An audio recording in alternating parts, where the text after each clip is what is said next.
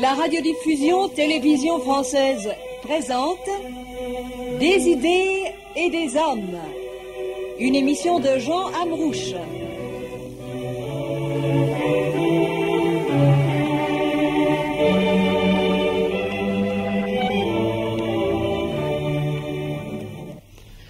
Au cours de cette émission, vous entendrez une présentation du poète mystique arabe Hussein Mansour el-Hallaj par Louis Massignon.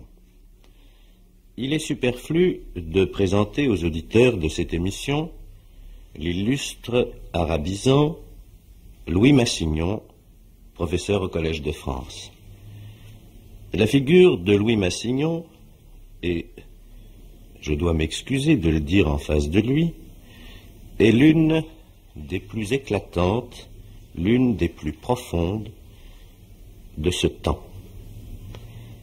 Cet homme, qui est universellement admiré et même vénéré dans le monde musulman, nous frappe par l'extraordinaire profondeur de sa pensée, par une aptitude surprenante à pénétrer dans l'intimité des pensées mystiques de toutes les religions. Aujourd'hui, Louis Massignon me fait et vous fait le très grand honneur de parler d'un poète qui a exercé sur sa vie, sur sa destinée, une influence déterminante. On dit que la conversion de Louis Massignon a été en grande partie favorisée, sinon déterminée, par la découverte d'El-Hallaj. C'est donc un entretien d'une nature assez particulière que Louis Massignon a bien voulu m'accorder et vous accorder ce soir en acceptant de parler d'un poète et d'un mystique pour lequel il a une toute particulière vénération, un poète et un mystique auquel il est lié par des liens si intimes qu'il est difficile de croire qu'ils puissent être vraiment exprimés sans être dénaturés par le langage improvisé. Mais Louis Massignon est capable de tout ce dont nous ne serions pas capables. Louis Massignon, je vous donne la parole. J'ai rencontré Hallaj, un printemps d'Égypte brûlant sans pureté, où je cherchais les sources où boire la vie, et ce devait être la vie éternelle. Et un jour, un de mes amis qui pensait à d'autres genres de vie, et qui savait merveilleusement l'arabe, et qui était devenu musulman, me dit: mais vous aimez, vous désirez, si vous voulez croire, vous pensez qu'il faut aussi aimer Dieu. Dieu doit être cru. Une parole immuable. Nous aimons n'importe quoi, nous aimons nos trahisons. L'amour n'est pas fait pour Dieu.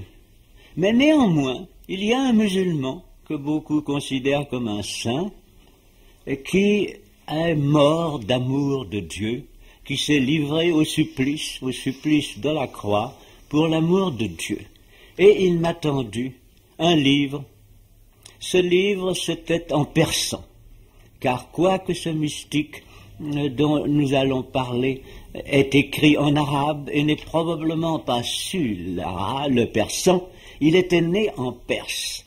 Et c'est en Perse qu'on s'est souvenu de lui le plus, de même que c'est en Perse qu'on s'est souvenu le mieux du supplice de celui dont il portait le nom, le petit-fils du prophète, Hussein, tué à Kerbela. Je pense de plus en plus que c'est par sa mère que Hallaj a porté ce prénom de Hussein. C'est la mère qui donne le nom à l'enfant et elle lui donne son destin. Elle le conçoit, elle ne le comprend pas. Hallaj avait donc été surtout célébré par de grands poètes persans, par Hafez et avant par Attar. Le livre que mon ami me présentait était le mémorial des saints de Attar, dans une très belle traduction française de Pavet de Courteil, d'après une traduction ouïghour, ce qui est encore plus cru. Et Pavet de Courteil avait laissé dans le texte ouïghour certaines sentences en arabe, qui m'intéressaient plus puisque j'étais un arabisant et qui m'aidaient à comprendre le reste. Et une de ces sentences me frappa comme une flèche. C'était « Raka'atani fil ishqi la yusihhu wuduhuma illa biddam ». Il suffit de 2 prosternations dans la prière légale de l'amour, mais pour qu'elle soit licite, qu'elle soit valide, l'ablution doit en avoir été faite dans le sang. C'est une phrase dure que seuls ceux qui ont vécu au désert, participé à des expéditions incertaines dans des pays de peur et dans des coins de razzia peuvent comprendre. Mais cette phrase dure m'a frappé. Et dans toute mon incrédulité, à ce moment, dans l'infrarationnel de l'imagination qui aide à former, à construire la forme de beauté éternelle de notre vie, j'ai senti qu'il y avait là la pierre fondamentale. Et avec une certaine fantaisie, je me suis dit, ça peut être amusant d'écrire à l'Anatole France cette idée bizarre d'un musulman qui ne croit pas que Dieu soit accessible et qui est mort d'amour pour lui, qui s'est livré à la mort pour l'amour de Dieu, défendant que Dieu doit être aimé. Je ne comprenais pas à ce moment-là toute la doctrine de Hallaj, cet homme qui a vécu, qui est mort en 922 de notre ère, à Bagdad, après un procès célèbre à la cour du calife, était un homme qui, en même temps, avait été un très grand théologien de la mystique, pas seulement un mystique expérimental, mais comme on l'a dit souvent, Malik Halihi, c'est-à-dire qu'il dominait son extase. Et comme Eckhart, c'est à peu près le seul homme que nous puissions trouver en dehors, c'est Meister Eckhart. Hallaj avait défini, et il disait que Dieu est l'essentiel désir. Et je crois que cela va extrêmement loin, car c'est cela même l'immortalité. Dieu ne peut pas être un rassasiement, mais un désir. Claudel m'objectait que ça ressemble assez à l'enfer, et à ce sujet-là, je citerai un poème de Hallaj, Uriduka, la Uriduka lissawabi. Je te désire, mais je ne te désire pas pour la liesse des élus. Non, mais je te désire pour ma damnation. Tous les biens qui m'étaient nécessaires, oui, je les ai reçus, sauf celui qui ferait exulter mon extase en plein supplice. Vous remarquerez que là, ce n'est pas du tout de la littérature romantique. Ce que Hallaj veut dire, c'est que ce que Dieu donne à ses véritables amants, c'est son essolement, sans sa gloire. Dieu tout esselé, sans ses attributs divins, rien, encore une fois, que d'être là, présent, au fond du cœur. À cet égard, voici un autre poème de Hallaj. Hawaitu bikulli kulla kullika ya qudsi. J'ai étreint de tout mon être, tout ton amour, ô ma sainteté. Tu me mets à nu tant que je sens que c'est toi en moi. Je retourne mon cœur parmi tout ce qui n'est pas toi, mais je ne vois plus rien qu'effarouchement de moi à eux et familiarité de toi en eux. Ah, me voici dans la prison de la vie, environné des humains. Arrache-moi donc vers toi, hors de la prison.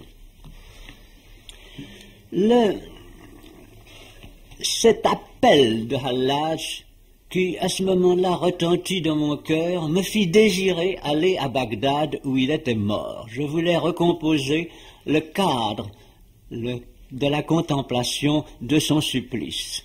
Quoique s'est-il eu à 1000 ans, et c'était en 1906 que j'ai conçu ce dessin. Il s'est trouvé par hasard que sans que j'en ai parlé à personne, car des choses profondes on n'en parle à personne, il me fut proposé de faire une mission à Bagdad. J'étais à ce moment-là membre de l'Institut archéologique du Caire. Il n'était pas question, on n'en avait jamais fait de mission en Mésopotamie. On m'en offrit une. Et je me sentis pris par mon destin. Non pas que je crus à rien, je ne croyais pas en Dieu, mais j'étais pris dans un mouvement comme un bateau qui décroche les ancres et qui tourne vers le large. J'avais levé l'ancre sans l'avoir désiré. Je l'ai senti remontant le Tigre vers Bagdad après 23 jours en bateau sur un petit cargo anglais. Je montais avec des pèlerins qui allaient à Kerbela, des pèlerins persans. Eux allaient aussi vers le pèlerinage d'un mort, et moi j'allais vers le pèlerinage de ce crucifié de l'amour divin. Et il se trouva que, passant devant l'arc de triomphe de Khosroès, je passais, que je reconnus, et qui cette année-là perdit la moitié de sa façade, je me trouvais, c'était l'endroit où la croix avait été placée prisonnière et remportée triomphalement par Héraclius juste avant l'islam, et c'est là que 6 mois plus tard, je me trouvais atteint par Dieu, obligé, dans des circonstances très cruelles, puisque j'étais condamné à mort comme espion, à revoir toute ma vie, car la montrer aux hommes, il n'était pas digne de la comprendre.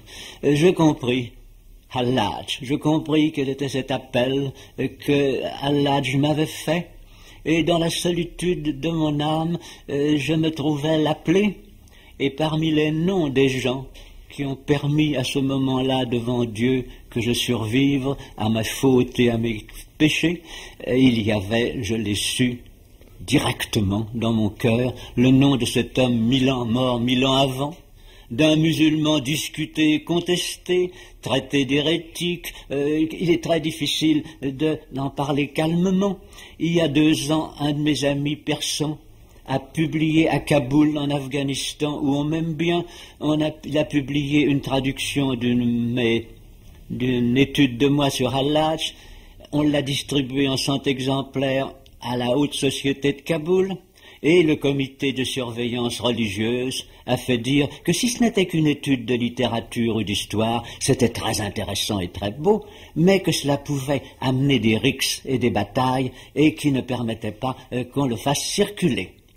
Un poète, un mystique, a dit au jour du jugement, Hallaj sera amené enchaîné, car sans cela, tout le monde se battrait. C'est vous dire, n'est-ce pas, l'accent que cette biographie étrange, je ne peux pas parler de sa vie cette fois-ci, je vais parler simplement. Vous disiez tout à l'heure que Hallaj avait choisi de mourir crucifié. Est-ce que vous pourriez vous expliquer sur ce propos qui est assez curieux? Il a écrit un très joli poème à cet égard, que Mursi, qui est le patron d'Alexandrie, un grand saint chadili, donc un saint d'origine tunisienne, par la filiation, a dit, c'est le poème qui est intitulé, enfin, dont le premier vers en arabe, Ala ablir ahibbahi bi anni rakabtu al-bahra wa inkasar as-safina. Oui, va-t'en prévenir mes amis que je me suis embarqué pour la haute mer et que ma barque se brise. C'est dans l'instance suprême de la croix que je mourrai. Je ne veux plus aller ni à la Mecque ni à Médine. C'est dans le sens de la croix comme un supplice et d'une condamnation que Hallaj choisit ce genre de mort. On lui répondit d'ailleurs, mais est-ce que tu es un infidèle, puisque nous ne croyons pas à la croix dans l'islam, que tu choisisses la croix pour mourir? Des gens ont cru que c'était une conversion au christianisme. C'est quelque chose de beaucoup plus profond. C'est trouver au fond de l'islam ce qui est la même chose que dans le christianisme, c'est-à-dire l'indignité de la créature pour le témoignage de l'inaccessible divinité. Et une autre fois, il l'a dit à Arafat. Vous savez que Arafat est l'endroit central du pèlerinage musulman. Le pèlerinage musulman, c'est l'offrande du sacrifice d'Abraham. C'est l'offrande de l'agneau qui a été substitué, ou de la chamelle qui a été substituée à l'enfant d'Abraham. cette substitution n'est que provisoire, car il est dit dans le Coran, Bidabhin Azimin, je substituerai à ton fils, qui sera sauvé, une grande victime. Un agneau n'est pas une grande victime. Les chiites ont toujours pensé que ça devait être Hossein à Kerbela. Pour moi, cela a été Hallaj qui s'appelait aussi Hossein. En ce sens que Hallaj a dit lui-même un jour à Arafat, qui est l'endroit où on dédie le pèlerinage, c'est le 9e jour de Dhul Hijjah, on est là au Jebel al-Rahma, c'est-à-dire à la montagne de la miséricorde, et il y a 2 prières, raka'atan, précisément, comme celle de la phrase qui m'avait touché, il suffit de 2 raka'as, de 2 prosternations, et ces prosternations consistent à dédier l'agneau qu'on immolera le lendemain. Mais la conviction musulmane est qu'avant même que l'agneau soit immolé, la miséricorde de Dieu descend et on allume les cierges en bas à Mina en signe d'acquiescement, d'avoir senti descendre sur la communauté musulmane la miséricorde. Et ce qui est particulièrement émouvant, c'est que Allah a dit à ce moment-là, « Oh mon Dieu, ushkur nafsak anni, fa shukr la rire. Remercie-toi en moi, car c'est cela l'action de grâce. » Et s'offrant pour être la debiha, s'offrant pour être la victime, ce qu'il a été, puisqu'encore une fois, il a été tué à Bagdad. Voilà dans quel sens il s'est offert à mourir. Oui, en somme, vous pensez qu'il s'agit de la part de Hallaj de l'accomplissement suprême de la foi, qui est comme une reproduction avec lui-même, comme offrande et comme victime, du sacrifice d'Abraham, mais alors le sacrifice d'Abraham qui aurait été dans l'accomplissement même poussé jusqu'au bout. Parce que vous connaissez naturellement, et certains de nos auditeurs connaissent certainement, la méditation de Kierkegaard sur le sacrifice d'Abraham, et qui est une méditation qui va très loin, car il est bien évident que lorsque Abraham accomplit l'ordre de Dieu et qu'il lie son fils et qu'il prend le bois et qu'il monte au lieu où le sacrifice doit être accompli, a effectivement accompli le sacrifice dans son âme. Le sacrifice est totalement accompli, et ce n'est que lorsque cet accomplissement intérieur du sacrifice est vraiment total que Dieu accomplit lui-même la substitution. La substitution n'a de sens que si dans l'âme d'Abraham le sacrifice est totalement accompli. C'est exactement cela, M. Amrouche, que je crois que Hallaj a vu. Un de mes amis, Mortar Katirjoglu, disait à une chrétienne, mademoiselle Mere Kahil, que Hallaj a réalisé le mythe du calvaire. Ce qui était une rosserie à l'égard du chrétien que je suis, de la chrétienne qu'elle était. Je lui ai répondu, cela ne me fait pas peur. Le calvaire n'est qu'un mythe pour tout chrétien qui ne se substitue pas, comme le dit Kierkegaard. Oui. Alors, il y a là, n'est-ce pas, ce que j'appellerais même la destruction de la croix auquel les musulmans veulent procéder. La croix n'est pas, encore une fois, un supplice sadique et perpétuel, n'est-ce pas? Et dans l'idée de Hallaj, il y a une certaine joie. Il a dit d'ailleurs en allant au supplice, Jamal al-Jalal al-Jali bilayhi ahl al-Wisal. La beauté de la gloire qui entraîne vers Dieu ceux qui désirent l'union. Bref, vous considérez essentiellement Hallaj comme un amant de Dieu, vous le considérez essentiellement comme un mystique et non pas comme un poète mystique. Il est poète en quelque sorte par accident, parce que de temps à autre, il faut qu'il parvienne à découvrir la forme qui exprimera son expérience, et qu'il se trouve que la forme la plus dense, la plus adéquate, disons la moins indigne du langage, soit précisément cette forme suprême que le langage revêt dans la poésie, mais qu'il ne recherche pas du tout la poésie pour elle-même, la beauté pour elle-même. Ce n'est pas, disons, un littérateur. Ce n'est pas un littérateur et ce n'est même pas un platonicien. La chose très particulière, c'est que c'est tout de même un homme, c'est un croyant d'abord, formé par la religion d'Abraham. Ne pas oublier que l'islam, 5 fois par jour, s'adresse à Abraham, que si il y a une religion primitivement abrahamique, c'est resté l'islam, à l'état naissant, si je puis dire. Or, cette méditation de Hallaj à Arafat, c'est celle, en effet, qui lui a fait germer la poésie. Jusque-là, il n'avait fait, jusqu'à l'année où il a fait une sorte de prédication jubilante dans les rues de Bagdad pour s'offrir à la mort, et d'ailleurs on l'a arrêté assez vite. C'était en effet une provocation, puisqu'il disait qu'il mourrait en croix, enfin toute espèce de choses qui sont de l'infidélité, aux yeux des théologiens bouchés. Le Hallaj se trouvait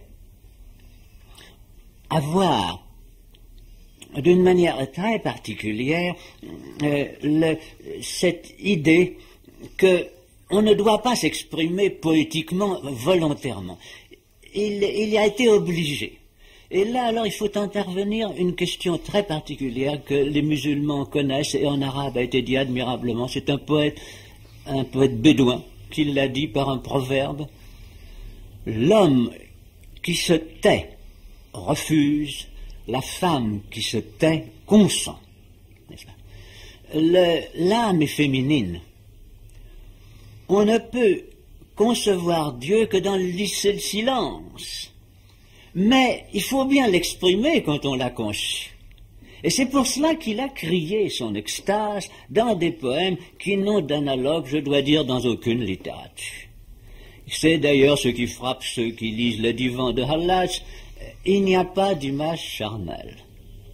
C'est dans le spirituel, mais réalisé et présent, c'est la brûlure de la présence et cette chose à la fois insoutenable et divine qu'est l'amour.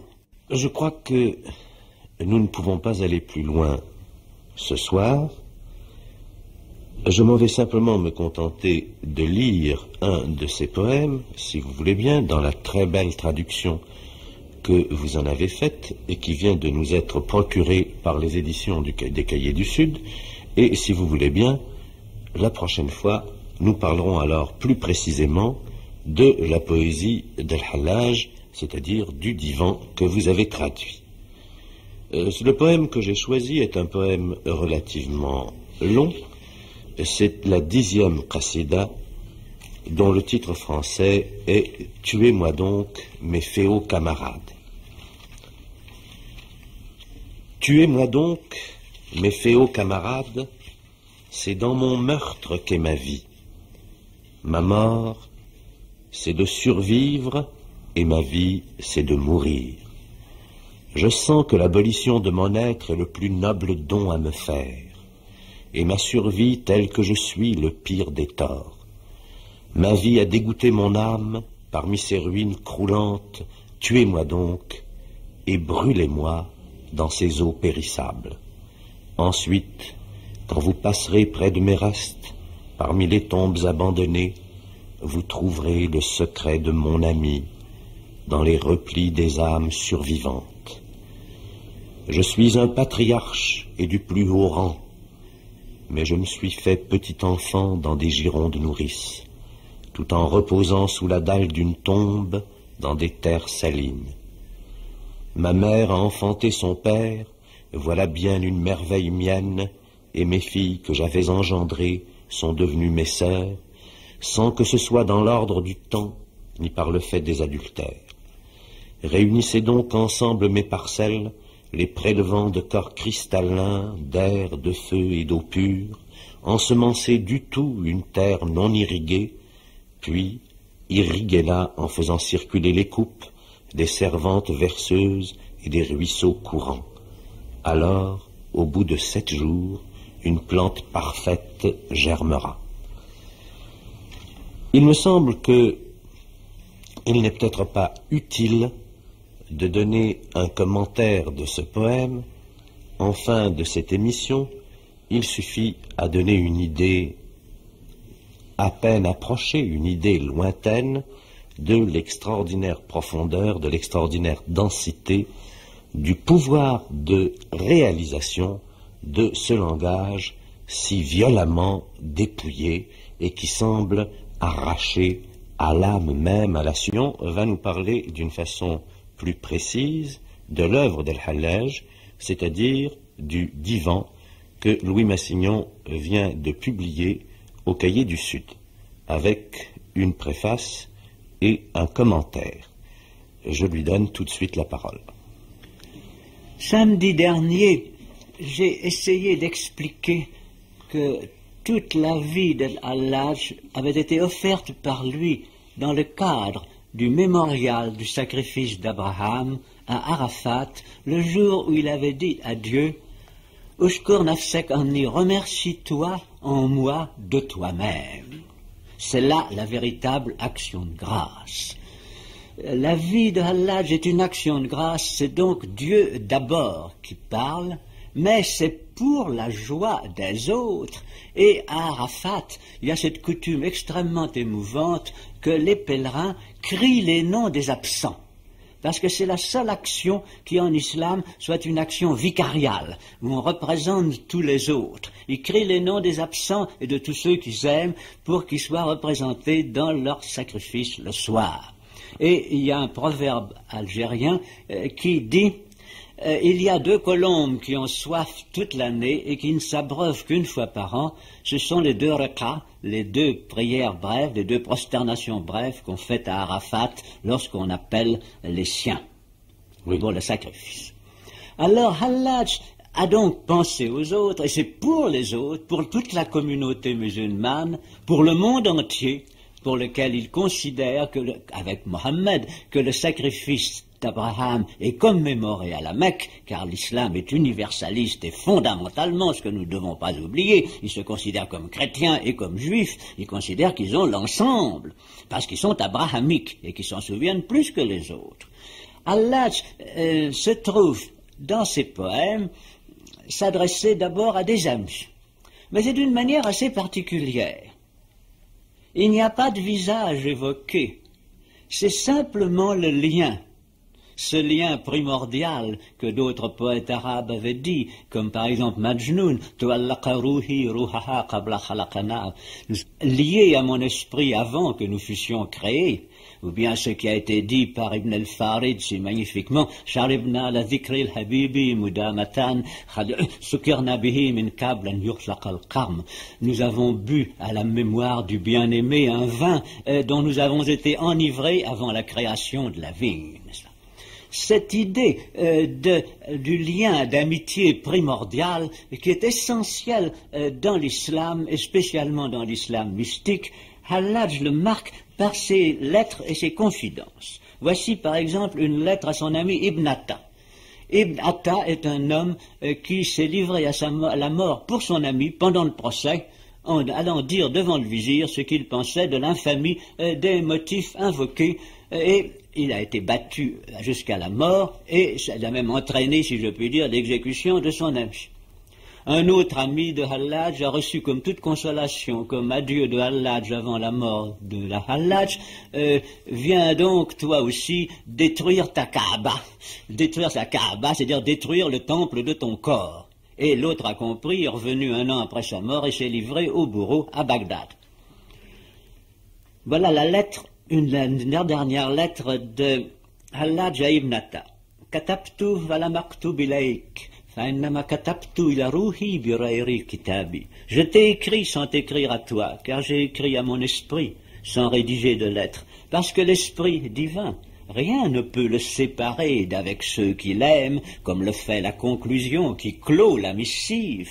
Aussi toute lettre émanant de toi ramène ainsi vers toi, sans renvoi d'aucune réponse, sa réponse. Un autre poème qui est un peu dans le même cadre, c'est ce poème qui se trouve parler de Dieu, mais à un ami. Antal muwallihu li, lal hubbu wallahanj. C'est toi, mon ravisseur, ce n'est pas l'oraison qui m'a ravi. Loin de mon cœur l'idée de tenir à mon oraison. L'oraison est la perle médiane d'un gorgerin orfévré qui te dérobe à mes yeux dès que ma pensée s'en laisse ceindre par mon attention. Un autre encore vous montrera de quelle manière Hallaj se trouve avec ses amis seul dans le monde. C'est le poème El-Hubbu Madama Maktuman ala Hadal. La Khatarine. L'amour, tant qu'il se cache, se juge en grand péril, et tu ne prends confiance que si tu vas frôler le risque, et l'amour n'embaume-t-il pas davantage quand le souffle des calomnies le répand, tel le feu qui ne sert à rien tant qu'il couve dans la pierre. Et maintenant que le geôlier arrive, que les policiers s'attroupent et que le dénonciateur leur a donné mon nom, j'en viens à désirer que mon âme soit dispensée de ton amour, comme si je pouvais réussir à me dispenser de toi, ô mon ouïe, ô ma vue. Un dernier qui exprime encore le dialogue, mais ce n'est presque plus une confidence à un ami, c'est ce que j'appellerais plutôt la visitation d'un ange. Madattu ila rahmani mifaqatin khomsi. J'ai étendu vers le Dieu clément misérablement mes 5 doigts, et une voix humaine, dans le secret pudique de mon âme, m'a parlé de moi-même, et cela à cause de la joie en moi à le commémorer. Pourtant ce n'est pas à mes pairs de se plaire parmi les humains, mais c'est que cet espion qu'il a en moi contre moi-même s'en était allé sur la brise de la joie jusqu'au verger de la sainteté. Maintenant, nous pouvons passer au poème d'extase proprement dit. En voici un où il feint de représenter la prétention de Satan à l'extase. Car dans la théorie de Hallage, qui est très profonde, c'est que Satan s'est pris au piège de cristal d'une définition de l'amour de Dieu qu'il a voulu imposer à Dieu comme un cadre. Il n'est plus pour moi d'éloignement de toi, depuis que j'ai constaté que rapprochement et éloignement ne font que, pour un spirituel, l'absence n'est pas une séparation. Pour moi, si je suis délaissé par toi, c'est encore une société pour moi que ton délaissement. D'ailleurs, comment ce délaissement s'opérerait-il, puisque l'amour fait trouver?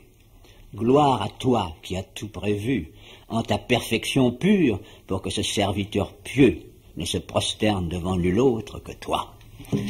Il y a là une espèce de position de gladiateur et de combat contre Dieu de la guerre sainte suprême, car pour les musulmans, Allah est le guerrier de la guerre sainte suprême et qui, encore une fois, se bat contre le destin que Dieu lui impose.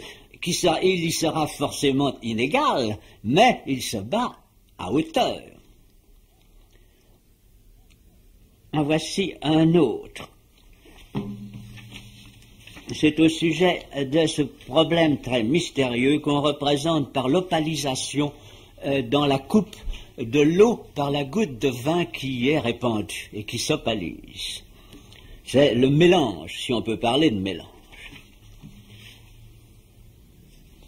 Ce mélange de l'âme avec la divinité inaccessible. Ton esprit s'est emmêlé à mon esprit, comme l'ambre s'allie au musc odorant. Que l'on te touche, on me touche. Ainsi c'est moi, plus de séparation. En voici une autre très saisissante également, c'est le phénomène des larmes. Rusbrock a dit que celui qui pleure, c'est celui qui sait. Les femmes le connaissent bien. Quoique les femmes soient expertes à avoir des pleurs mensongers, elles savent très bien que quand elles pleurent seules, c'est parce qu'elles savent. Tu es là entre les parois du cœur et le cœur, tu t'en échappes, comme les larmes glissent hors de mes paupières, et tu deviens la conscience personnelle au-dedans de mes entrailles, comme les esprits s'infondent dans les corps. Ah, rien d'immobile ne se meut, sans que toi tu ne l'émeuves par quelque ressort secret. Ô croissant de lune qui te montre dans ta perfection, le 14e jour, ajoutant ainsi 8 et 4 aux 2 de ta réapparition. Que signifie cette allusion numérique? C'est une plaisanterie. C'est une plaisanterie. C'est ce que les Allemands appellent Zahlspielerei. N'est-ce pas? C'est une plaisanterie sur des nombres. Vous savez que toute la langue arabe, toutes les langues sémitiques sont marquées par le secret des nombres qui figurent les lettres de l'alphabet et qui ont donc la base, non pas d'une kabbale, mais d'une exégèse nombrée des mots. Est-ce qu'il y a quelque rapport entre cette exégèse nombrée des mots et certaines doctrines ésotériques, disons le pythagorisme par exemple? C'est, je crois même, je dirais, le secret du pythagorisme, de même que le poème que M. Amrouche a choisi pour le premier samedi était un poème qui a l'air alchimique. De même, ces allusions au nombre dans Hallaj dépassent le pythagorisme. Ainsi, sa vie, qui est très étrange, se termine en l'année 309 de l'Hégire. 309, c'est Tassin. Tassin, c'est deux initiales du Coran. Quand on écrit, n'est-ce pas, en lettres, les nombres, on écrit 309 Tassin. Or, Shin, Tav, c'est l'inverse de Satan, n'est-ce pas? Et d'autre part, ce qui est très étrange, c'est que c'est le nombre du sommeil des 7 dormants, qui sont la clé de l'histoire musulmane et de l'apocalypse de l'islam. Et Hallaj, d'ailleurs, avait une dévotion particulière pour les 7 dormants, et il est mort l'année des 7 dormants. Vous parlez des 7 dormants d'Éphèse, mais je crois que vous devriez en dire quelques mots, des 7 dormants, auxquels vous avez consacré d'ailleurs un opuscule publié cette année et que j'ai lu avec le plus vif intérêt, sans peut-être toujours tout comprendre. Le problème des 7 dormants qui fait rire mes collègues au Collège de France, ils se demandent pourquoi j'ai pris au sérieux cette légende qui d'ailleurs est crue par toute l'Antiquité chrétienne depuis l'Abyssinie jusqu'en Sibérie et qui se trouve actuellement être la liturgie de l'islam chaque vendredi, ce qui est une chose unique.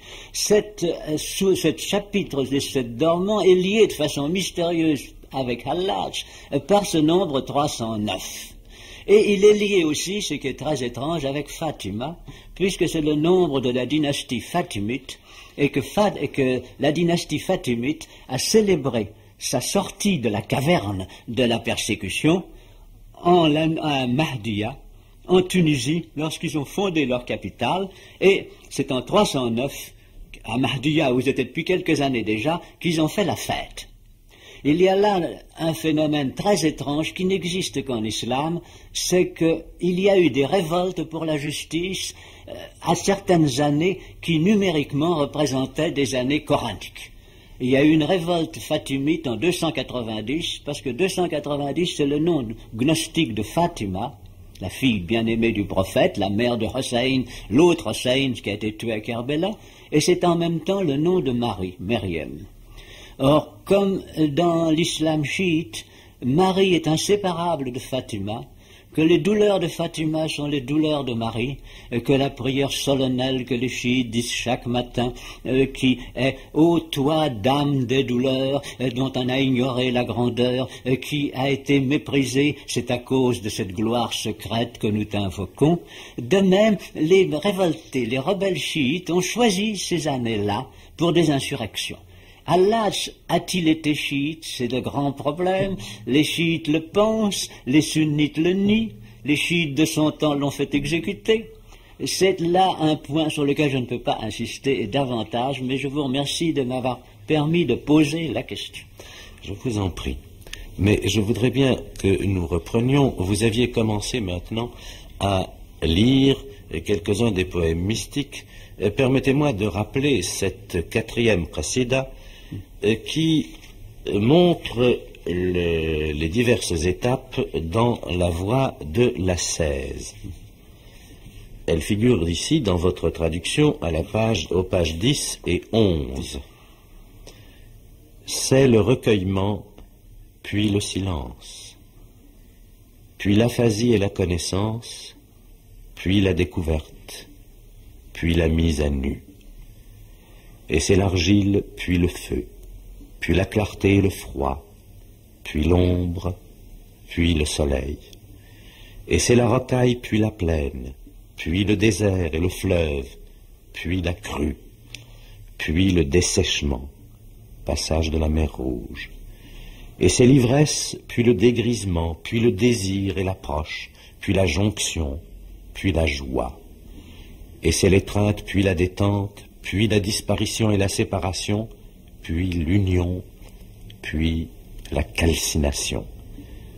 Et c'est la transe, puis le rappel, puis l'attraction et la conformation, puis l'apparition divine, puis l'investiture de l'élection, phrases que tout cela, accessibles à ceux-là seuls pour qui tout ce bas monde ne vaut pas plus qu'un sou, et voient de derrière la porte. Mais l'on sait que les conversations des hommes, dès que l'on se rapproche, s'assourdissent en un murmure.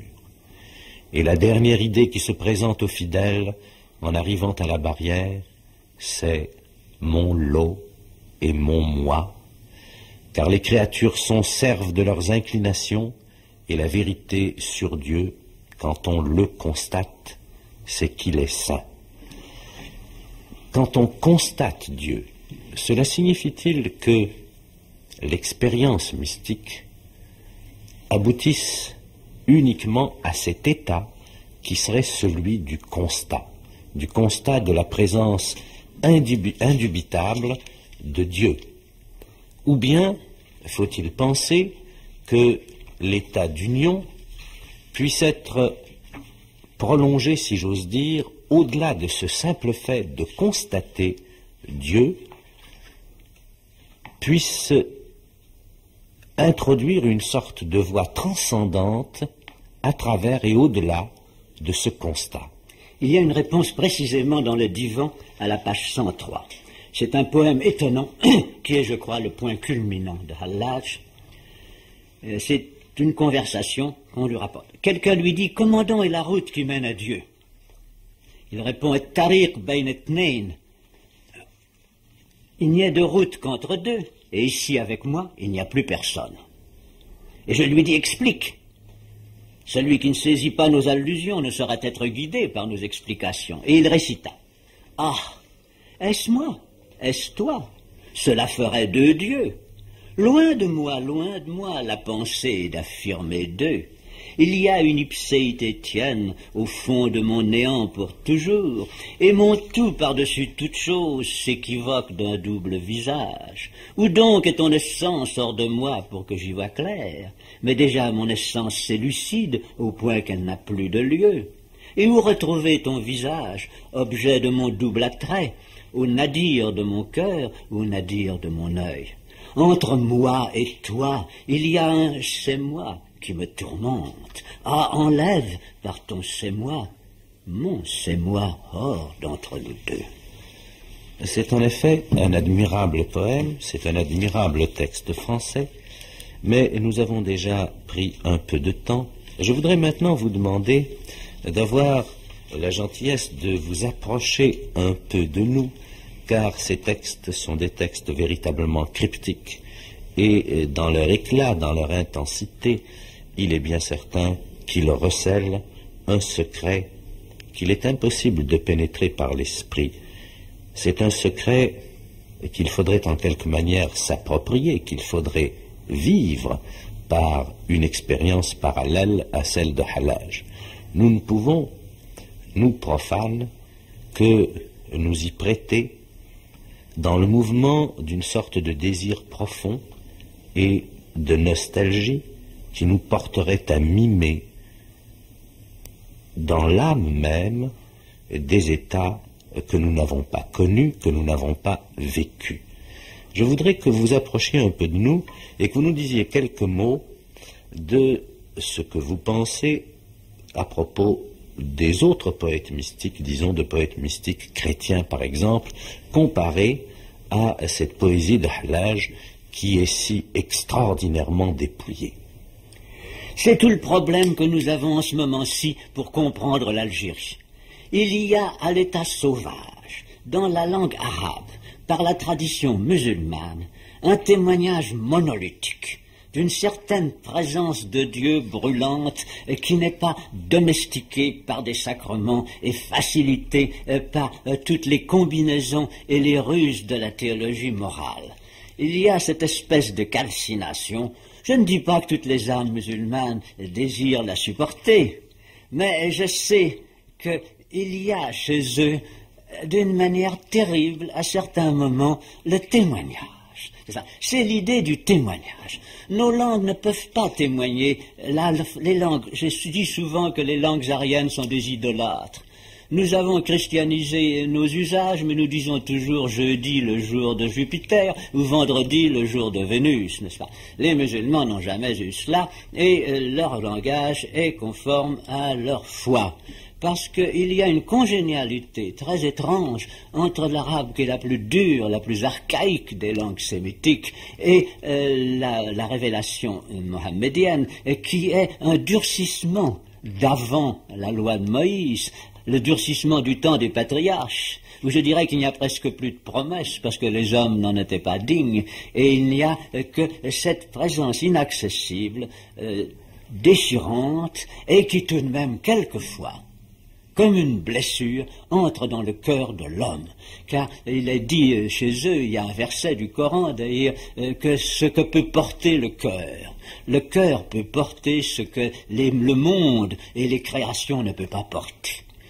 Il y a dans le déchirement du cœur, sous cette forme très étrange qui est dit pour le prophète Mohammed et pour beaucoup de mystiques musulmans, il y a une expérience de Dieu qui touche, comme vous le disiez tout à l'heure, au-delà des explications, à cette espèce de conception que la femme a sourdement lorsqu'elle enfante, n'est-ce pas? Lorsqu'elle conçoit. Le croyant dans l'islam ne peut pas concevoir Dieu sous une forme directe, puisqu'il n'y a pas l'incarnation. Mais il peut le subir comme la foudre. Et il le reçoit comme la foudre en lui-même, n'est-ce pas? C'est le jugement. C'est le problème de la parole sous forme de jugement. L'Église catholique, l'Église chrétienne, a reçu la parole de Dieu que Israël avait révélée. Il l'a reçue sous une forme douce d'un enfant qui est devenu homme et qui est mort pour nous sauver. Et nous le sommes plus ou moins.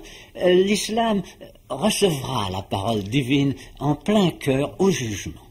D'ici là, il n'y a pas de moyen terme. Alors, l'islam, par définition, ne devrait pas avoir de mystique banale. Et évidemment, il en a eu qui sont des gens très intelligents, des paramystiques. Mais je continue à penser qu'un cas comme Al-Hajj est un cas tout à fait exceptionnel et crucial dans l'islam, car il a poussé à la limite ce respect de l'inaccessibilité de Dieu, et en même temps, il disait d'ailleurs, ne te tolère pas sans l'aimer et ne te vante pas de l'aimer.